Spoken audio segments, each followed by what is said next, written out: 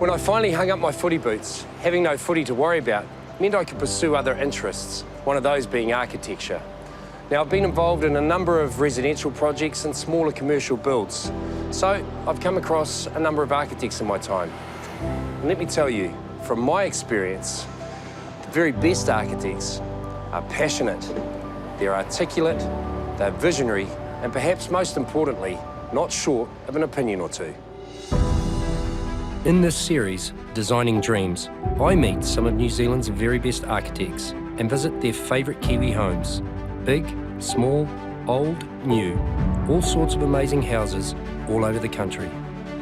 Along the way, we'll talk about the big housing issues like affordability and sustainability and what the future of the New Zealand house just might be.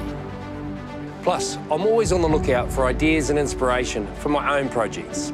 So I get the feeling we're going to learn plenty, we'll enjoy ourselves, and we'll get the inside word on what it takes to design dreams.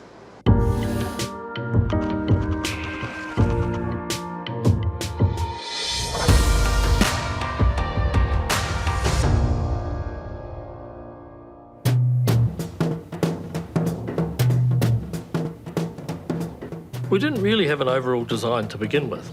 We just started building. A couple of rooms on the ground floor first, a couple more on the second floor, then the third floor attic. We were halfway through the fourth floor lookout when a town planner turned up. He said our construction had exceeded the allowable height limit. This was my first encounter with council bureaucracy. Not my last, though. This episode is about Mr. Roger Walker, ONZM, man about town and living legend.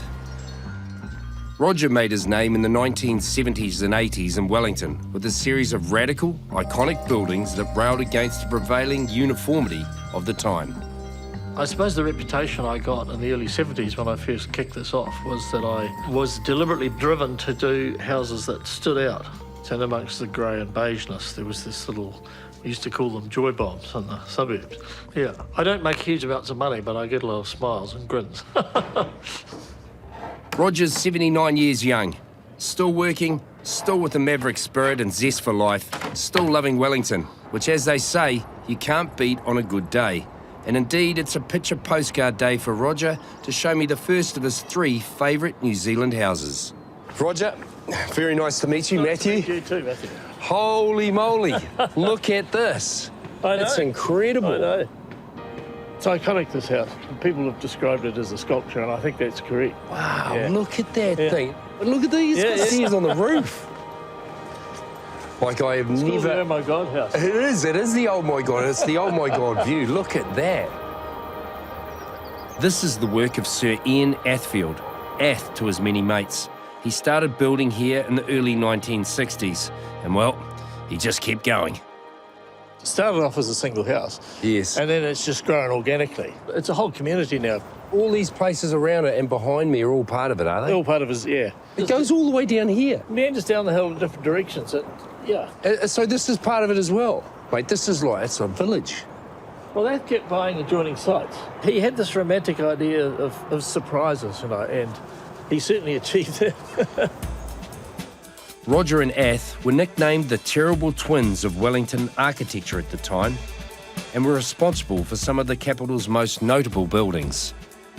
I actually met him on a construction site of one of my houses. There were these 2 shadowy figures on the roof of this house, and one of them stepped forward and said, "I'm Ian Athfield. This person with me is my client, and I'm just showing him that there's another lunatic architect in Wellington, so that he feels more comfortable working with me." Yeah. He's as mad as he was. Yeah, that's Oh, right. brilliant.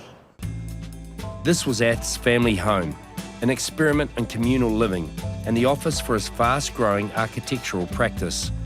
But nothing grew quite like the house itself, sprawling down the hillside, a revelation to some, an unholy blight on the landscape to others. I think if you build something different in an existing neighbourhood or established neighbourhood, you invite reactions, and that reaction can vary from a mild criticism to praise to violent aggression.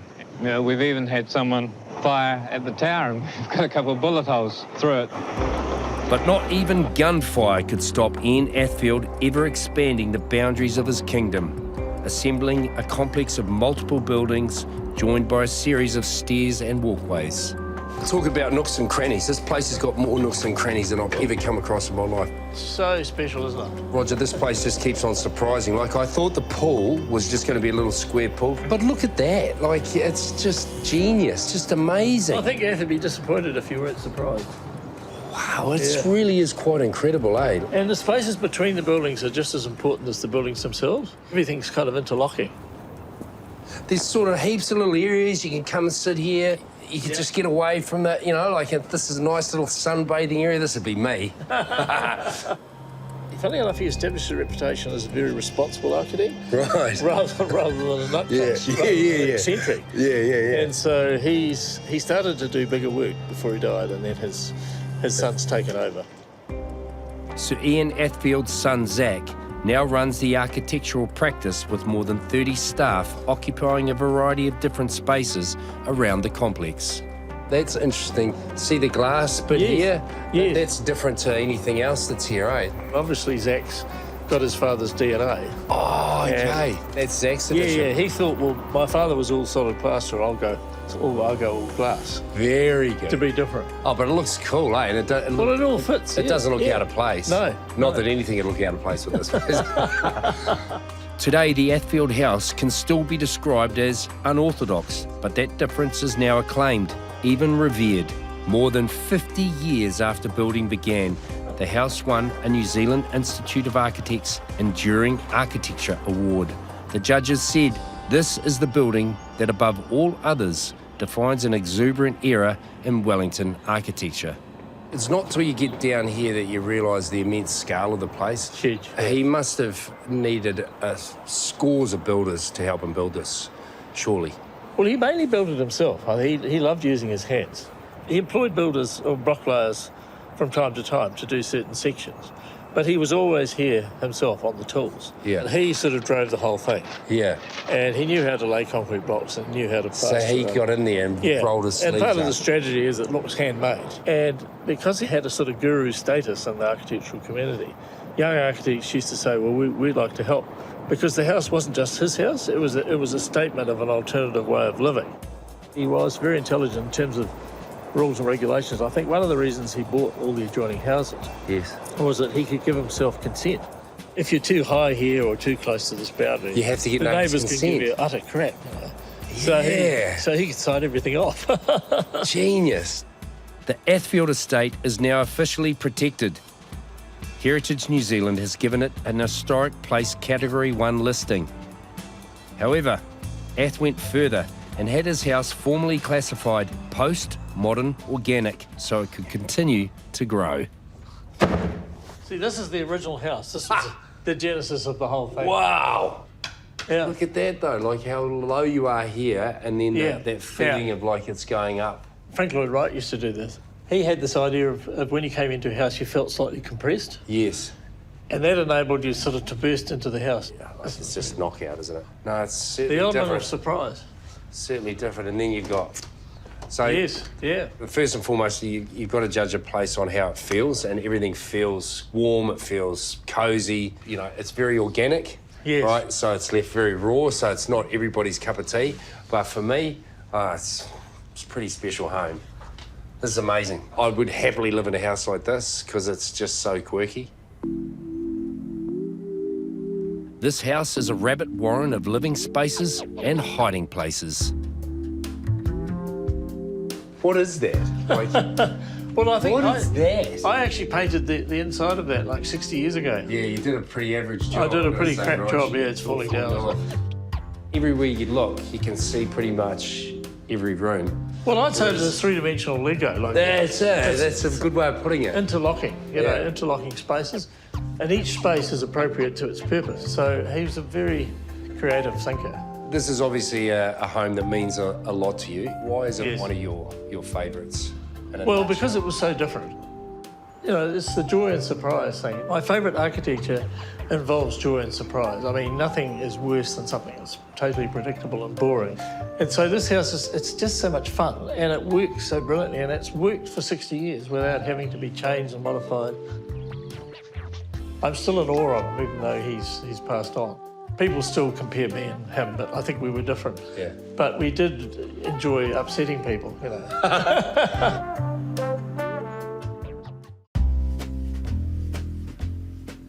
Roger Walker, along with his contemporary Ian Athfield, became well known in the 70s and 80s with some fairly out there designs. Roger trained to be an architect at Auckland University, but couldn't find a job in the city after he graduated. So he moved to the capital, where he was taken on by the future Mayor of Wellington, Sir Michael Fowler. And he just chucked me in at the deep end. He said, we've got all this stuff, and we haven't really got any good designers at the moment, so you can design the Wellington Club, which was a multi-million-dollar building, and that's the first thing I did. From there, Roger was given the task of designing what was originally called the Linkspan building on Wellington's waterfront. Well, I'm very proud of this thing because it's a little bit of joy in a rather dour environment. It was originally a customs area. Architecturally, it had these projecting windows to make it look as though that was its function. It was keeping an eye out, you know. I'm watching you. So it was a big brother building in that sense, although it's a very little brother. Well, I think Wellington has got a lot of variety. It's quite a dynamic city in terms of the visual variety and the different activities that are going on here. The element of surprise and delight is very prevalent in Wellington compared with other cities. I really couldn't imagine myself living anywhere else in New Zealand because I like the urban quality of it. You know, I suppose I had a really overreaction to being brought up in suburbia. I like the juxtaposition in Wellington of all sorts of activities. I believe that the city is a library of buildings, and I don't like this attitude that comes from some urban designers that say things have to blend with one another. It's really the architect's job to sort of keep moving things on. Although I've only just met Roger, well, we get on like a house on fire. And while that may not be the best analogy to use for an architect, I'm super amped to go and check out a couple of homes that Roger's chosen as his favourites. But first up, let's go and have a look at Roger's very own designs. And as you'd expect with this guy, well, they're both very, very different. Although he's so closely linked with Wellington, in fact, one of Roger's very first commissions was in Auckland. Ooh. Look at this. My lovely sister and brother-in-law had bought this amazing piece of land, and they thought it was really challenging, but they wanted something different, and they sure got something different. The genesis of the house was that it had to be respectful of its site. The idea was to disturb as few trees as possible. I think we only had to take 2 out. And so the house sort of wraps around the trees and basically follows the trees up towards the sky.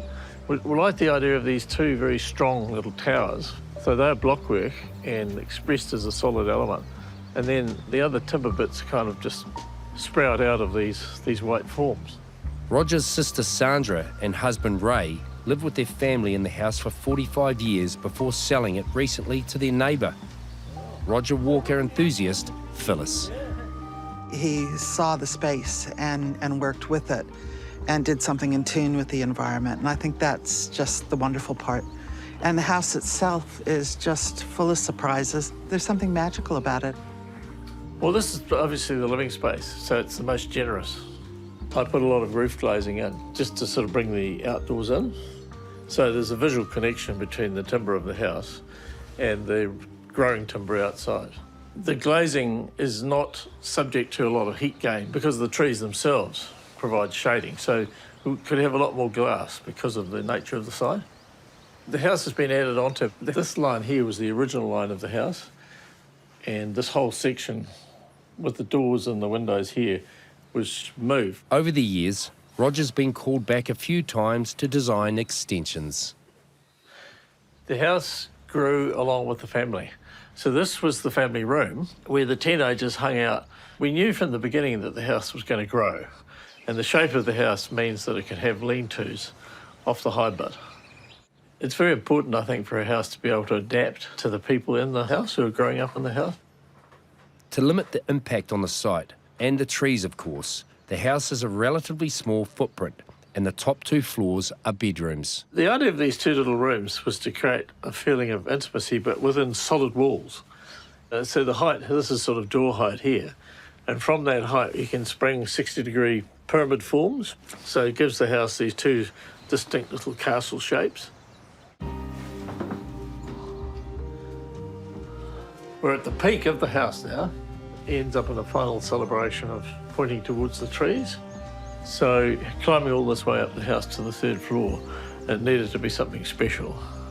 It's very important in your one and only life to actually enjoy and be able to appreciate the spaces that you're in. I mean, the spaces have certain qualities. They can be depressing, they can be uplifting. You can't live in a horrible, boring box and then say you've got a great life. And I think we need to break out of the box.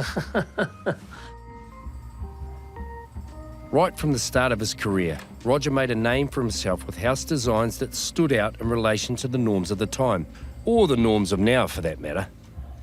This woman rang up and she said, I hear that you design nice houses. She came in and she looked at pictures on the wall with a sort of slightly quizzical expression, and then she said, Mr. Walker, do you design anything normal? So, is Roger Walker capable of designing normal? The answer is yes, maybe. On a dramatic Clifftop site in Scarborough in Christchurch is the Finnis House. They sent photographs of the site, but when I came down, it was just gobsmackingly beautiful. You know, it was so dramatic. And the clients, they were very open to suggestions. So this was an opportunity to be creative. And though it would be hard not to be inspired looking out at this view, this was a very steep, unforgiving site, perhaps one best suited then to a Wellington architect. I think Wellington's a good proving ground for working with difficult sites. And nowadays, sites are getting more and more difficult because the easy ones have been built on. I walked down the ridge in order to look at the context in this very, very high cliff. And I remember these seabirds wheeling about, you know, and diving into the water. And I thought, well, because the roofs were long and slender, if we twist the roofs, they'll be reminiscent of birds' wings. What was coming into my tiny head was an abstracted seabird sitting at the top of this cliff. The site did generate the result to a very large degree. Council regulations restricted the height of a house on this site to 7 metres, so the only way to get 3 levels was to dig into the side of the hill. That actually saved the house, because it wasn't here very long before the 2011 earthquake sort of took down a lot of stuff. I actually rang the clients after the earthquake had happened. I expected to hear gurgling noises on their phone, meaning they were at the bottom of the cliff in the water, but they were still here. If it had been a pole platform house, it probably would have shaken itself off its footings and gone over the cliff. The wing-like roof is not the only oddly shaped part of this house. It sort of made sense to have one side of the house parallel to the driveway and the other side parallel to the top of the cliff edge, and that created a kind of wedge-shaped plan. Architecturally, there's far too many rectangles and not enough triangles, and so this is an opportunity to sort of triangulate the plan. The windows are rectangular because sliding triangles is not very easy. Well, I like the entrance area. That's probably my favourite bit. The whole front of the house kind of blocks the view, and then when you come in the door, it's bang in your face, and I like that sudden surprise. Surprise is an understatement. This is a genuine, wow, oh my goodness moment. And what is no surprise is his clients, the original owners, are still living here. The way that it's designed looks like you're right on the edge of the cliff. I've had some people that have actually not really wanted to come in the front door. It can be, a bit off-putting because you literally look like it's right on the cliff. The house is very exposed to the elements, but it can withstand what nature throws at it.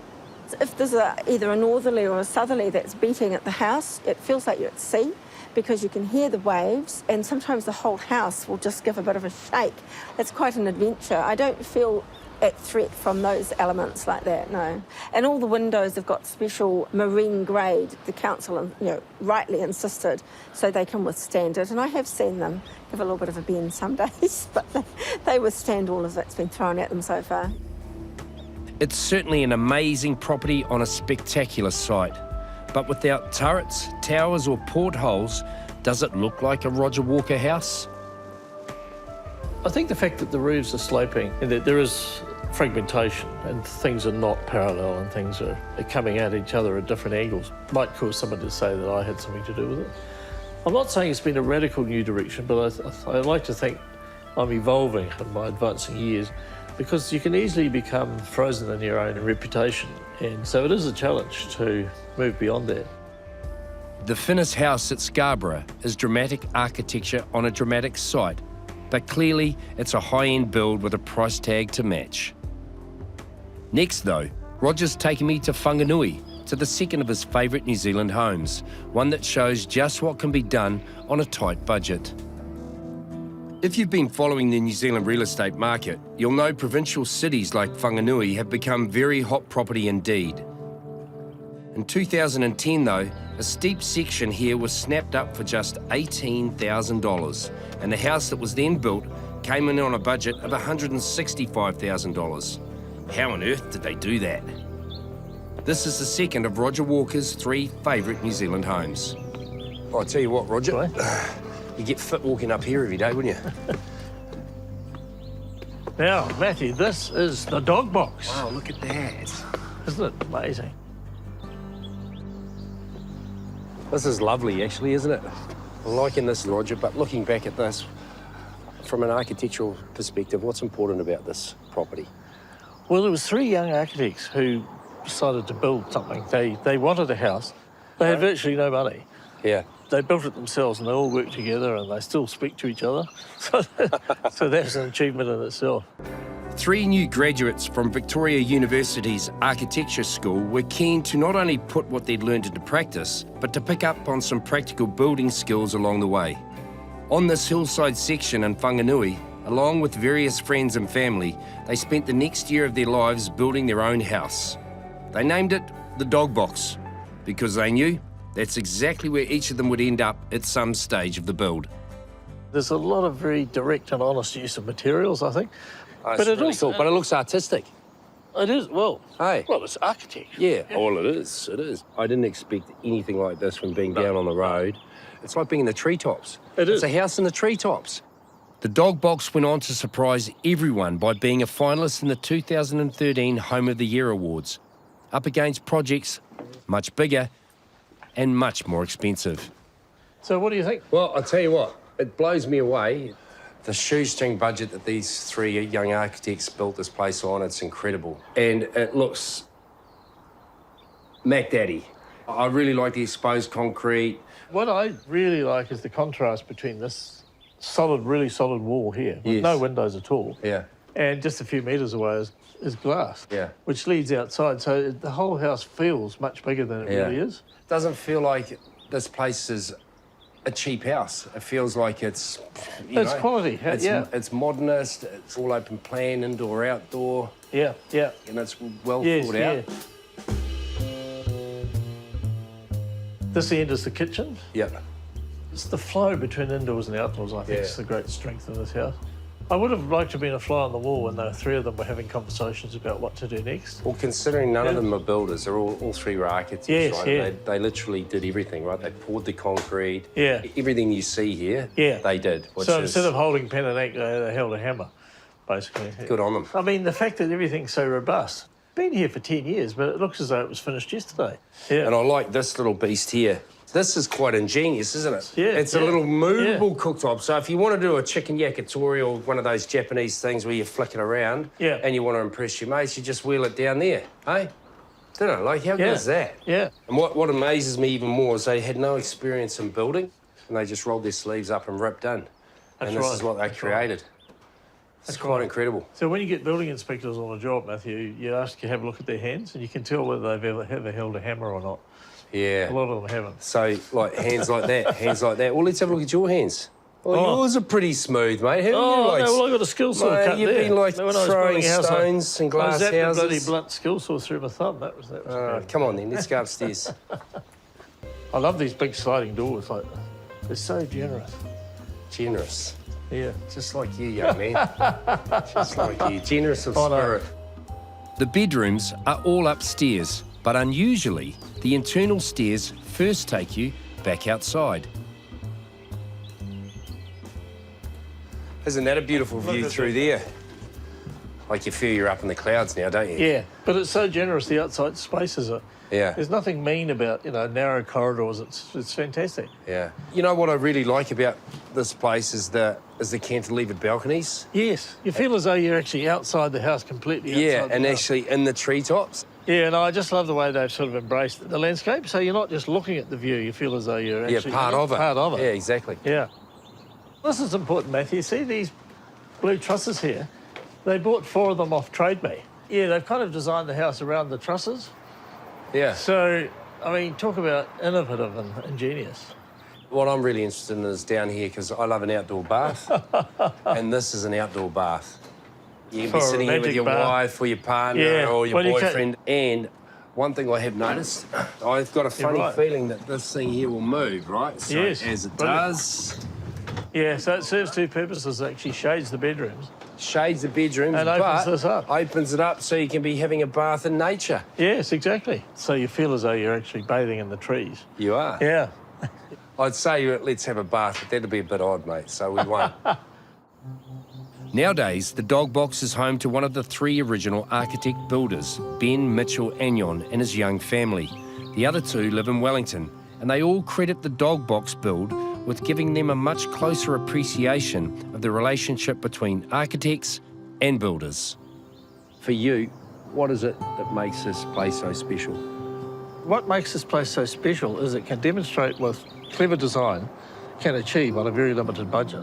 It's comparable with a multi-million-dollar house. So my point is that affordability is a lot to do with how you think and how you imagine things and how things could be. And good on them. They should be very proud. And it's so clever and so imaginative. This house just reminds us of what can be achieved with a bit of smart thinking.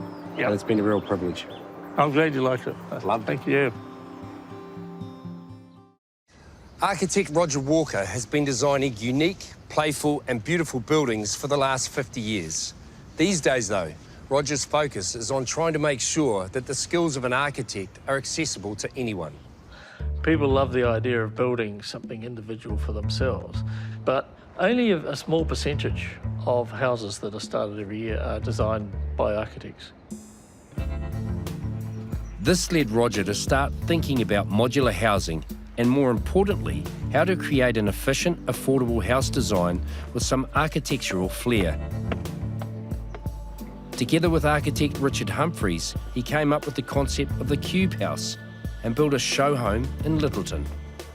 The thing about the cube house is you get the maximum amount of space for the minimum of building materials.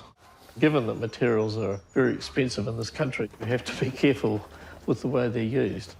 We believe these houses are around about $2,500 plus GST per square metre on a flat site. Every cube house that's built is based on the same standard spans and dimensions, but it can still cater for Kiwis' love of individuality. The cubic format gives you significant advantages in terms of flexibility. The ground floor can be living and go directly outside, or a sloping site like this one is. You put the living upstairs and then go outside via decks and have the bedrooms downstairs. The cube house is based on the shape of, well, a cube, but the format's much more flexible than that. By combining cube shapes in different configurations, the houses range in size from a 1-beddy, single level, all the way up to a 5-bedroom, 2-storey home. And there are plenty of other angles and unique design features, including this butterfly roof. The shape's quite bold, and if I've got any sort of reputation at all, it's for making a statement which I like to think is quite strong, a statement about a design you genuinely believe is a solution to the terrible tedium that we live in. There's nothing tedious about this bright, cheerful home. It feels really comfortable, light and spacious. So we positioned the stairway near the front doors and deliberately used a different material here, this lovely ply, to link the top and bottom floors. Now over the stairs are these 2 skylights which form obviously the function of ventilating and allowing light in, but also they show the time of day. So it's like a sundial. It's quite joyful to be able to go up and down this stair and see these different patterns and how they change. Coming up from the stairs, and you're hit by a feeling of space as you look up to that butterfly ceiling. It's not what you're expecting, the sense of space. All these glimpses of views, and also that V shape, I think, sort of expresses the world outside You know, it sort of takes your eye up here and up here, whereas a roof going the other way kind of comes down on your head like a big hat, you know. I think a building has to be warm and dry is the fundamental, but after that, you have to be pleased with your house. So you have to enjoy waking up in the morning and looking around and saying, my word, this is nicely proportioned and nicely coloured, and the sun's streaming in. You know, we're creating architectural spaces which elevate people and which uplift them, and that's the trick. This is the first of the cube houses, but Roger has ambitions to see a lot more. I'd like to see a few hundred scattered around the place. There could be different characters in different areas. So a cube in Northland might be different to a cube in Invercargill. It's very exciting, you know, there's a whole range of different possibilities for the cube houses. Architects should be at the forefront of affordable housing. We should be able to come up with modular systems where you can assemble components of a house in different ways, because I think fundamentally Kiwis like to have an individual house. But the cube house wasn't Roger's first foray into modular house design. In the 1970s, he formed Vintage Homes with the same goal of creating affordable, architecturally designed houses. It suddenly came to me that if we had a standardised house design that has a level of flexibility in it, that we could confront these awful people that were building Tudor-style houses and American Gothic-style houses. This is in New Zealand. Through the next 2 decades, the company produced 85 vintage houses around the country, and even one on the other side of the world. In 1981, the English new town of Milton Keynes held an international exhibition of modern house designs. And they actually wanted to showcase Milton Keynes. Let's get new houses, new materials, new ideas. Roger was invited, along with 34 other designers from around the world, to come up with a house for the project. He set about creating another of his unique designs. And the show had 150,000 visitors over 3 months. There were 2 houses that had the majority of the visitors. Ours was one. We had so many visitors through the house that we had to replace the carpet. It's the fascination of the mass market that drives me, you know. I mean, I know you can get satisfaction as an architect by winning awards with some innovative, spectacular house, but it's marginalising the skills of an architect. But winning awards is exactly what he did in one of his other projects. Roger's long-held interest in well-designed, affordable housing, not just art for art's sake, led him to think about how to incorporate individuality and architectural flair into the area of social housing. This is Whātaitai, a Māori social housing project designed for Te Aropa Trust. The original Te Aropa was located in central city Wellington, but in the 1870s, Ngāti Ruanui and Taranaki iwi were moved off this valuable land to make way for the growing colonial settlements. It took more than 100 years for the iwi to secure this piece of land and make plans for a multi-unit urban papakainga. The association that I had with this complex was it was a modern-day marae, where people living close together, but they had privacy and they had community and they had the opportunity to go between those 2 realms. I think it's beholden on all of us to live closer together, to use less land. And of course the reaction to that is, oh, but what about our privacy and what about the noise of the people next door? So by using precast concrete, if you're careful about the way the windows look out, then there's no reason whatsoever that we can't live closer together. To emphasise the individuality of the units, the exterior concrete walls were treated with a variety of finishes, as well as having the addition of timber pergolas to help differentiate the dwellings. So here we are inside a typical 3-bedroom unit. There's 10 of these in the development.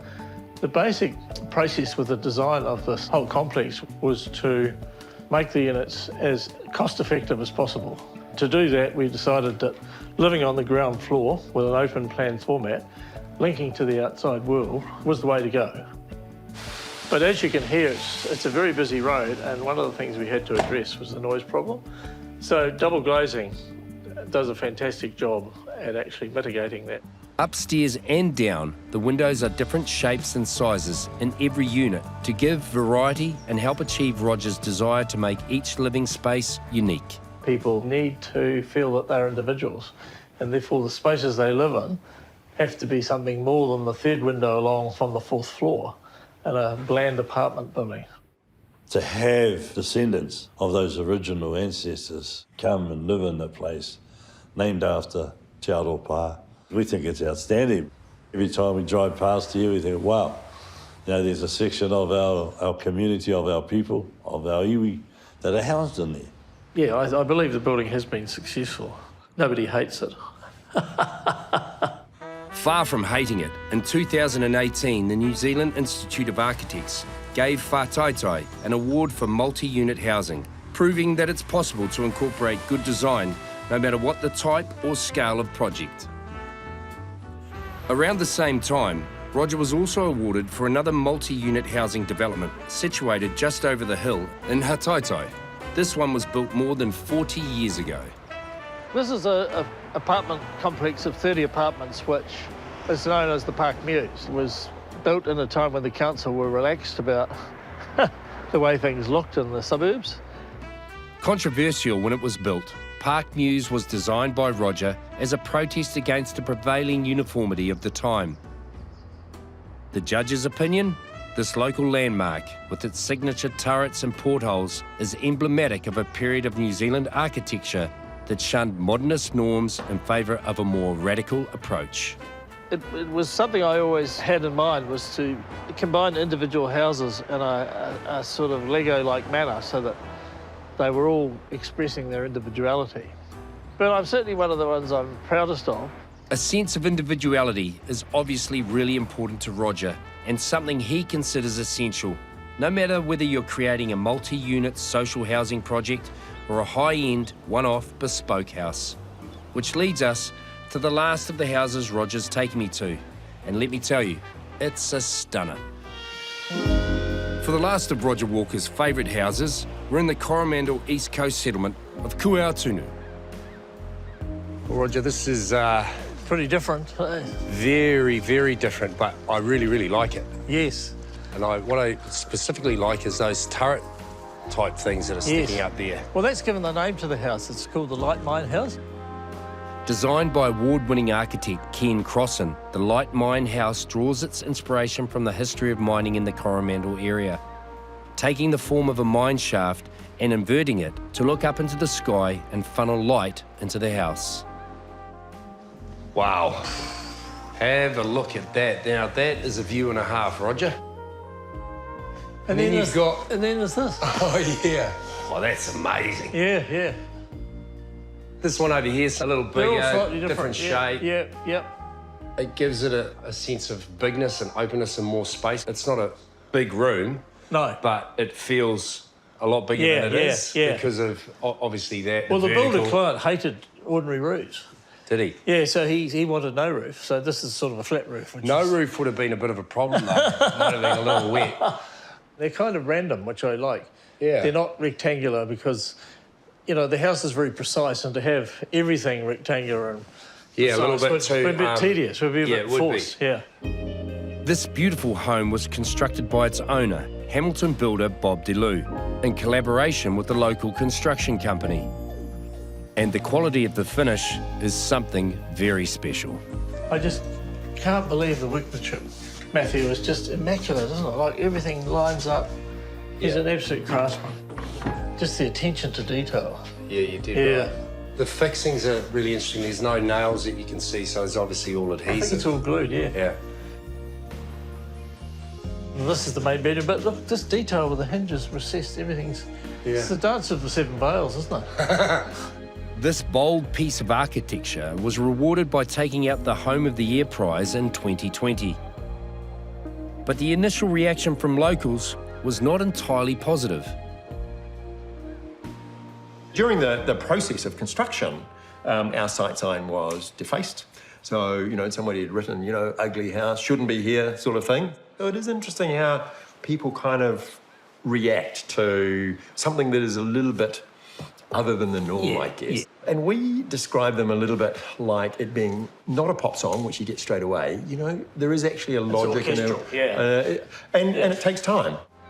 But I think now that it's kind of within the landscape and softened off in terms of the colours, there's an acceptance. This is what won it, obviously, House of the Year, because it's such a unique piece of architecture, right? Absolutely. Well, I've never seen anything like that. No. And they're all different. But Well, the judges probably laid down on the bed and went, whoa, when they saw that. that'll do, Rog. Yeah. There's a miniature light shaft up here, Oh, over the loo. a baby mine. Yeah, a miner. Very good, Rog. You're as sharp as a tack. Oh, sharp as a butt nail, mate. The house is separated into 3 distinct buildings, with a covered walkway linking the main pavilion to the first of 2 bedroom pods. Right. Yeah. This is lovely. It is. Oh, there you go. That's like you got 4 beautiful planks. Yep. And then you've got another really nice double bedroom, same level of finish. Yeah, perfect. Because this is obviously a sleeping pavilion, I reckon they've done away with the turrets and the light shafts, and all yeah. that. You know, Yeah. it's a lot darker, so more conducive to, you know, sleeping and calm. And Yeah. I'll tell you what else I really like about this house, Roger, is I'm not sure what sort of wood it is, but it's certainly not cedar, I don't think. It's totara. Is it? It's really thick totara. The owner found a whole pile of totara logs that had been sitting on the ground in the bush somewhere for about 60 years, and he had them milled. It just looks so good. It does, just feels, and the way it weathers. It just feels solid. He's expressed the thickness of it by having all these gaps. By designing the light mine as a series of distinct pavilions, the owners have a real flexibility with how they use the house, inhabiting only the main pavilion when it's just the 2 of them, or opening up one or both of the other bedroom pods to accommodate guests. This is the last pod, that's it? 3rd and final pod. Yeah. Again, it's got that nice airy feel. We're pretty privileged actually, Roger, to be Yes, standing yeah. here in a home like this, Yes. with a view like this, you know. This is a mind blower. I reckon you could probably stay in this one. I'll Thank have the you. main chalet, if you want to call it that. And then we'll let the owners just, every now and then we'll let them come, they can stay in the second pod. Roger, it's obviously a magnificent piece of architecture, but give me the rundown on why you actually chose it. Well, I chose it because it was different, but it was a strong idea, which was the mine shafts. And it's a real idea. They're not arbitrary. They relate to the history of Coromandel. Yes. I knew the architect was Ken Crossan. I've got a lot of admiration for Ken Crossan. He does different, and he does different well. He does out-of-the-box architecture. Well, out of the box. See, Well- because if you didn't have those turrets or mine Yeah. shafts, it would be just a box like Yeah, any other yeah, house. yeah. It'd still be cool and all that Yeah. stuff. It's a very clever box. Like, it's Yeah. a series of different shapes which all hang together. Yeah. I think it's magnificent. It's certainly one of my favourite houses Well, in the world. So all the homes we've been to that you've shown me, you certainly don't do ordinary. I don't think you need to do ordinary. People are individuals, and I think we're often brainwashed into doing the same things and, you know, eating the same food and living in the same houses. And there's no need for us to do this. This is our one and only life. And, you know, the joy and surprise element of this house is just magic, you know. Yes. So ordinary is easy with a little bit more effort. And the same sort of budget. You don't need a big budget to do interesting. Yes. I just think it's a mental attitude. Yeah. Dead right.